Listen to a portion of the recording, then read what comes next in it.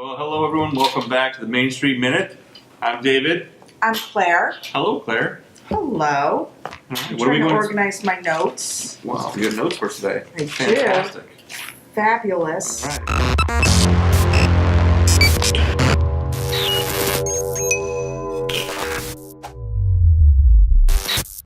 February 1st, Today is February, the beginning of the spring market. spring market. That's right. Tulips, flowers, sunshine. What are they? Croquettes? What do they call those things? The little purple ones? Croquettes? No, What- that's like potato croquettes, right? I have no idea. Yes. What are the little ones they call it? The little purple ones. What do they call those? Crocuses. Crocus. Same things. Croquettes, crocus.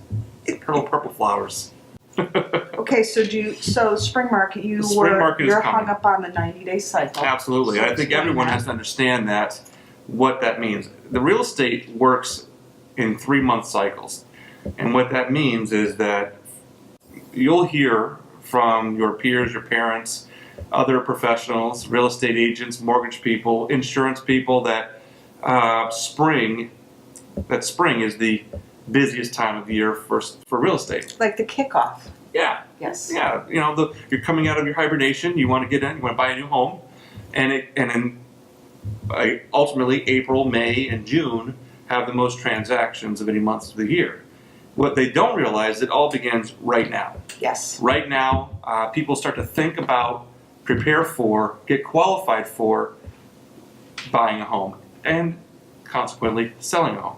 Yes. So some of the things you need to be ready for if you're thinking about buying a home is you need to be pre-qualified. You need to go and talk to a mortgage professional about the process and what to do, what not to do in preparation of buying your new home. So couldn't they also, instead of getting pre-qualified, get pre-approved and then just need an address for a house? Like Yes. do all of the work.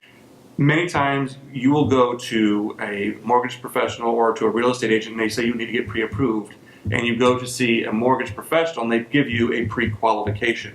That is not a pre-approval. It's a pre-qualification, which means at the first blush you appear to be creditworthy and you can get a mortgage. If everything you've said and all the intangibles hold true, then you would then become pre-qualified or be approved by a mortgage. Right. But the pre-approval process is something entirely different. It means as a pre-approval, you would actually go through the entire approval process as if you were to buy a home without your home picked out. You can actually begin the underwriting process prior to finding a home. And you just need the address. Well, yeah, so you can actually go through the underwriting process whilst shopping for a home. So you can do these things in tandem. You can do it at the same time.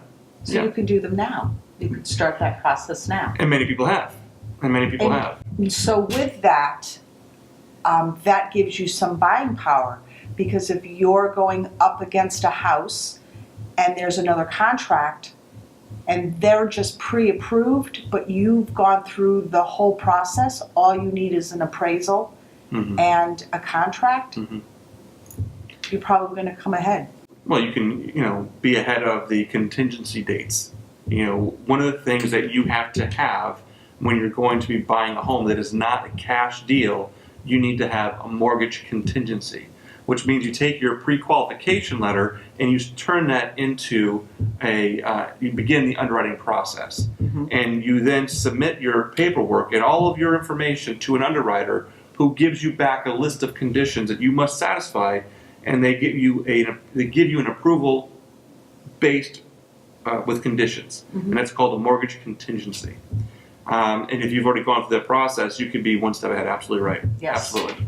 Yes. So going back to the idea of a spring market and this being the spring market, a few things you must do besides being pre-qualified, maybe just the other side of it really, is preparing your home for sale. And what are some things you need to do there?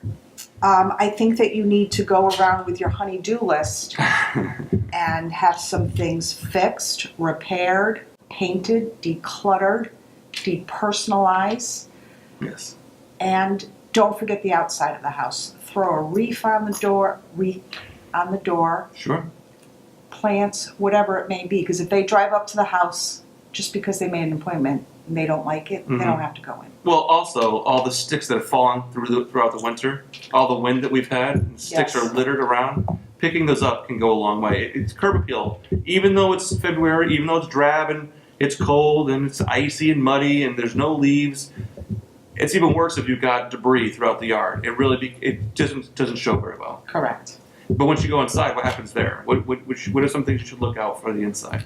Making sure that your counters have minimal, what do I want to say, minimal clutter, so they look bigger. And I think that you should get rid of any clutter, put it neatly in boxes or bins, and put it in your basement. And the reason for that is because the way you use a space may not be the way I use a space.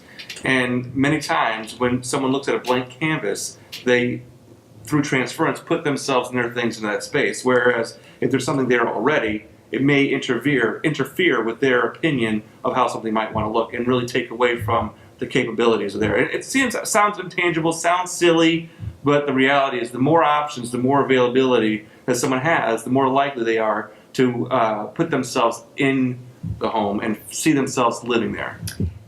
And one other thing, if your house is very clean, it translates that it's well maintained. Keep the drapes open, the blinds open, let the light in.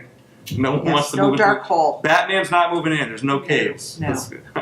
So to wrap it up. Yes. So what should they do? We're on a 90-day cycle. Get ready now. People are looking now. Get your homes ready now.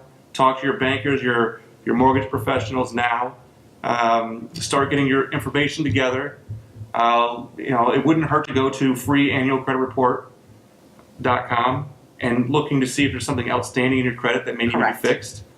Just start the process and putting yourself in. Start thinking about what a monthly payment would be, where you want to be, and start having the discussion.